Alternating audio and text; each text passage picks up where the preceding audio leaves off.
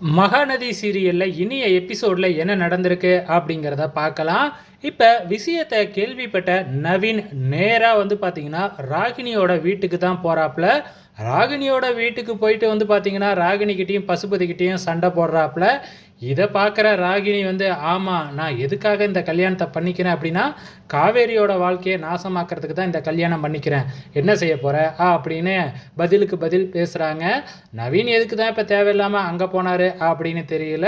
So இங்கே விஜயையும் நம்ம காவேரியையும் காமிக்கிறாங்க. அப்போ நம்ம விஜய் காவேரியை பார்த்துட்டு அந்த பொண்ணு பார்க்க போகிறப்ப பார்த்திங்கன்னா அங்கே எல்லாரும் காவேரியை பார்த்துட்டு கழுத்தில் நகையே இல்லைன்னு கிண்டல் பண்ணாங்க இல்லையா.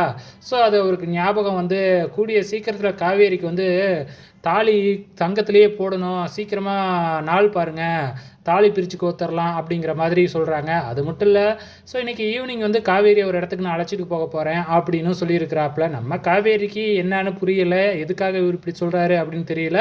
ஸோ ஆபீஸை காமிக்கிறாங்க. நம்ம நவீன் நேராக ஆபீஸுக்கும் விஜய்கிட்ட பேசுகிறதுக்காக வந்துருக்காரு. ஸோ இங்கே எதுக்காக நீங்கள் நவீனுக்கும் உங்கள் தம்பிக்கும் கல்யாணம் பண்ணிக்க ஒத்துக்கிட்டீங்க, நீங்களும் ஒத்துக்கிட்டீங்களாமே அப்படின்னு சொல்லி கேட்கும்பொழுது நம்ம விஜய் என்ன பிளான் அப்படிங்கிறத சொல்லிடுறாரு. ஸோ இப்போ ராகினிக்கு கல்யாணம் ஆயிடுச்சுன்னா உங்களோட ரூட்டு கிளியர் ஆகிடும், அதுக்கப்புறம் காவேரியும் நீங்களும் ஒன்று சேர்ந்துடலாம், அதுக்காக தான் நான் இது சம்மதித்தேன் அப்படிங்கிற மாதிரி விஜயும் நம்ம நவீன்கிட்ட சொல்லிடுறாங்க.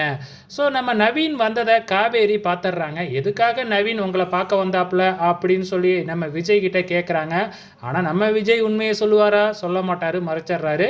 சரிவா, நான் தான் சாயங்காலம் உன்னை ஒரு இடத்துக்கு கூட்டிகிட்டு போகிறேன்னு சொன்னல, வா அங்கே போகலாம் அப்படின்னு அழைச்சிக்கிட்டு போயிடுறாரு. வெயிட் பண்ணி பார்க்கலாம் அடுத்த வாரம் என்ன நடக்க போகுதுன்னு.